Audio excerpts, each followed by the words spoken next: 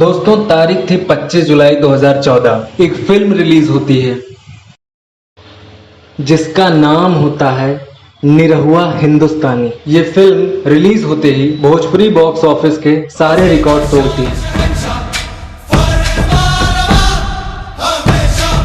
ये फिल्म दर्शकों को इतना पसंद आती है कि इसका पार्ट 1, पार्ट 2, पार्ट 3 और अब 2024 में इसका पार्ट 4 रिलीज होने के लिए बिल्कुल तैयार है। इसकी तीनों फिल्मों में दिखाए गए फैमिली ड्रामा को लोगों ने बहुत पसंद किया। निरहुआ हिंदुस्तानी 4 के डायरेक्टर हैं मंजुल ठाकुर जी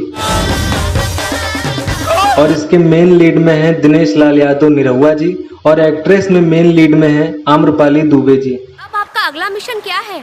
मिशन सुहाग रात। खबरों की माने तो ये फिल्म दशहरा या दिवाली पर रिलीज हो सकती है। लगा चार हो गया तब के देना भाई एमपी के पर इस फिल्म का टीजर, ट्रेलर और गाने जल्द ही आपको सुनने को मिलेंगे।